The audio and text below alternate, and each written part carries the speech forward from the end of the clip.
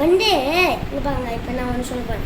900 + 1200 + 1700 + 900 + 1200 + 1700 எல்லாம் சேர்ந்து 1010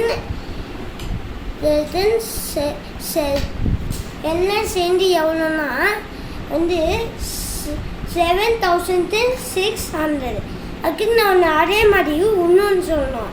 இப்போங்க ஆனால் அது ரொம்ப பெருசாக்கும். ஆனால் எனக்கு அது எப்படின்னு தெரியும்.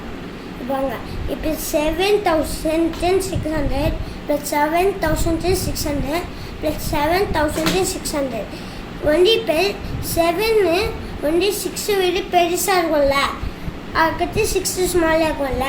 அதனால நான் ரெண்டையும் பிச்சுட்டேன்.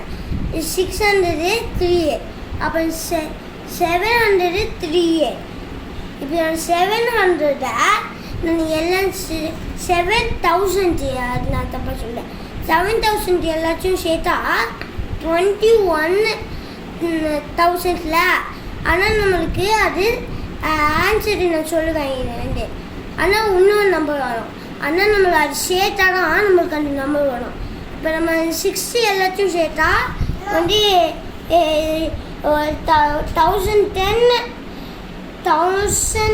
800. ஆனால் நம்ம இங்கே பாங்க. இப்போ 3 6s are 18ல, அதுவும் அப்படிதான். ஆனால் நம்மளுக்கு அது ரெண்டுமே சேம் நம்பர் இல்லைல்ல. அது வந்து 2 digits நம்பர், அது 3 digits நம்பர். அப்புறம் நேமும் வேறு, அதனால் அது சேமாகவும் இருக்காது. ஆனால் நம்பர்ஸ் எப்பவும் சேம் தான். அது அப்புறம் வந்து இப்போ அது ரெண்டும் சேர்ந்தா அந்த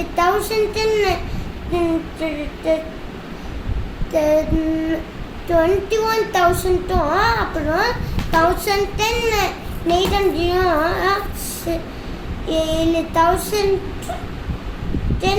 600 இல்லை 1010 800 அது நம்ம ரெண்டையும் சேர்த்தோன்னா வந்து எவ்வளோ வரும்னு சொல்லுவா வந்து 22,800.